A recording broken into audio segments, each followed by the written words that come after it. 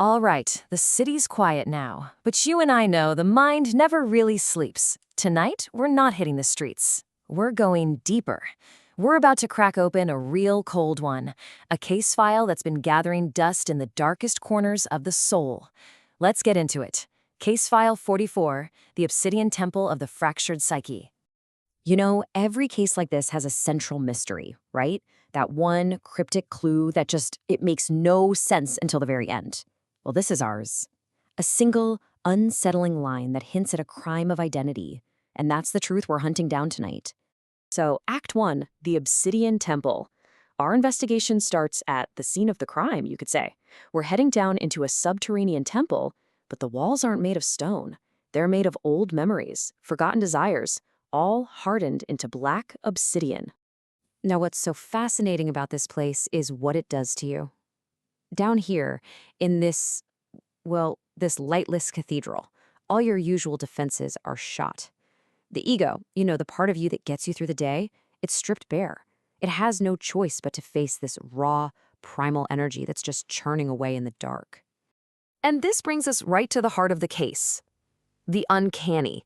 It comes from a German word, unheimlich, which literally means unhomely.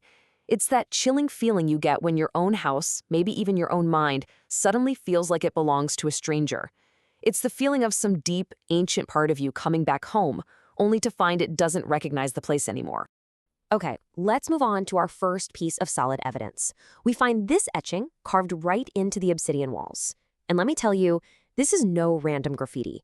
This is a confession. It's a symbol that challenges everything we think we know about who we are.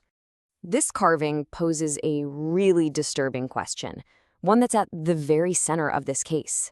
What would you find if you could just peel back the surface layer of yourself? What kind of horror is just waiting underneath? So let's break this thing down. We see a figure here, the Ouroboros, the snake eating its own tail. It's a symbol for self-reflection. But here, it's unzipping its own skin. And what's underneath? Not flesh and blood, just a hidden mirror. This is a symbol for the uncanny double.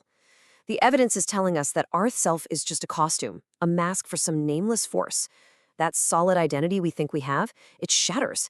And when you look for yourself in that mirror, the only thing looking back is the void. This is our ticket into the psyche's upside down.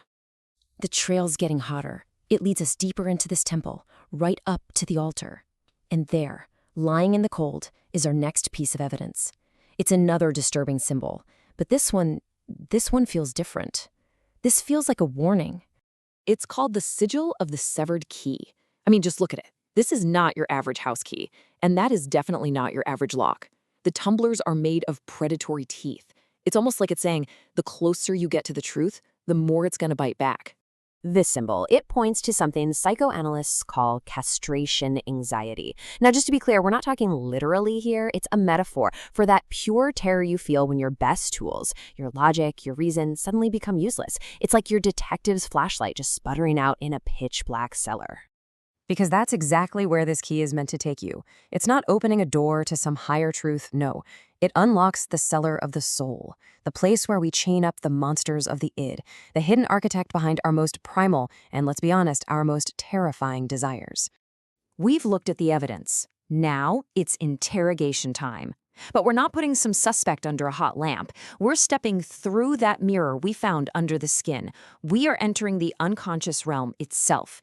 And from here on out, there's no turning back. Let's just lay out the different jurisdictions here. On the left, you've got the surface world. That's the ego speed. It runs on logic, reason, the reality principle. It's your normal, familiar home. But on the right, that's the id's turf, the upside down. In here, logic is flipped. That safe home becomes a predatory landscape, and the lines between you and other just melt away. Here, the uncanny is king. So what actually happens when you step through? Well, you don't see your reflection. You see your shadow, your double, acting out every single dark impulse you've ever tried to bury. And then the image multiplies, and suddenly you're surrounded by 1,000 versions of your own worst self. And in a place like this, there's really only one rule for survival. You can't fight your shadow. You can't run from it. The only way to get through this interrogation without completely shattering your sanity is to embrace it, to accept that all that darkness is yours. So we face the shadow, we've walked through the mirror, the interrogation's over.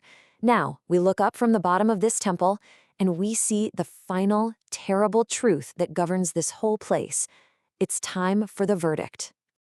So, after all of this, who's really in charge down here? What is the absolute, unblinking law that rules this entire underground kingdom of the mind? It's 2 words: the death drive. That's the verdict. That is the fundamental force at the absolute center of everything. Now, this verdict is symbolized by something called the Hollow Sun. It's the ultimate authority, what the case file calls the dead father. This isn't some warm, nurturing figure. It's a cold, unblinking law.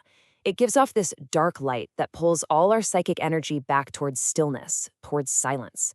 Think of it like a psychic scalpel. It just peels back the ego and finally silences that nagging inner critic with the roar of the void, reminding us that our lives are really just a brief, noisy interruption in an eternal silence. So the verdict is in. We climb out of the depths, back to the surface world. But a case like this, it changes a person. You don't just close the file and walk away clean.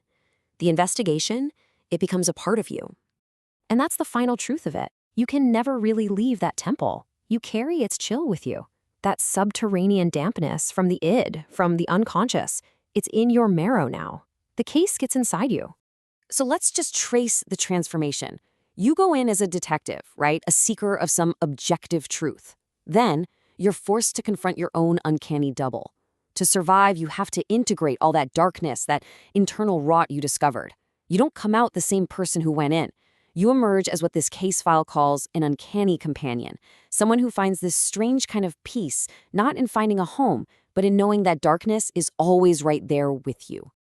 And that, my friend, brings us right back to where we started. The case is closed, the file's been stamped, but the real mystery, that's just been handed over to you. So let me ask you one last time. Who is the stranger wearing your face?